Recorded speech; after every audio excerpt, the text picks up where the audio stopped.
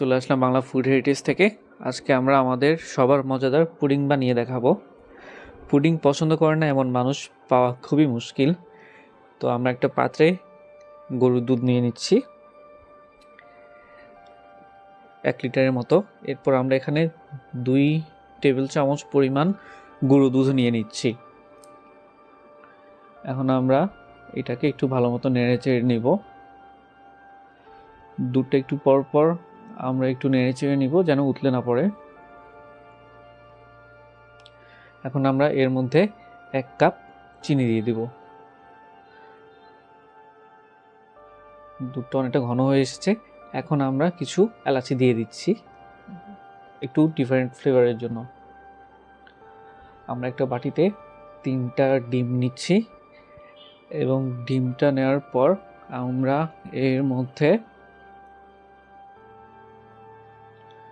ভালো মতো ফাটিয়ে নিব। যত সুন্দর মতো ডিমটা এর সাদা অংশের সাথে মিশে যাবে পুডিংটা ততই স্মুথ হবে। তো আমাদের এটা শেষ। এখন আমরা ক্যারামেল বানাবো।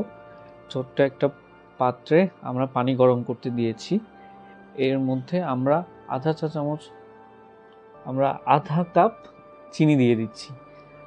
চিনি আর পানির মিশ্রণটা আমরা আস্তে আস্তে নাড়তে থাকবো।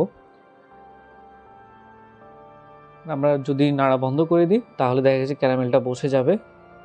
তো আস্তে আস্তে নাড়তে থাকবো এবং আমাদের ক্যারামেলটা হয়ে এসেছে।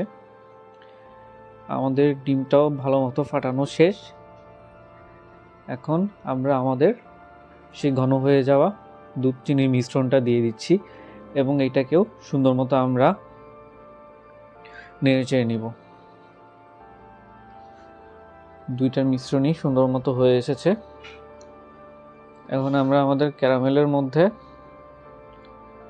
আমাদের দুধটা দিয়ে দিব।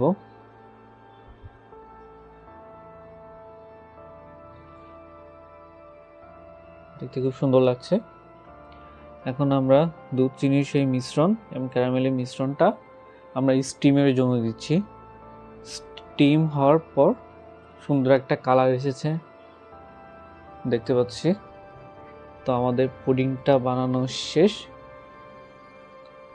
আমরা এখন দেখি কেমন কালার এসেছে।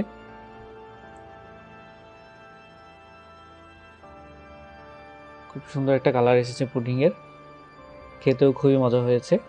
তো পুডিংটা বাসায় বানিয়ে দেখবেন আর কেমন হয় আমাদেরকে অবশ্যই জানাবেন। তো ভালো থাকবেন, দেখা হবে নতুন কোনো ভিডিও নিয়ে।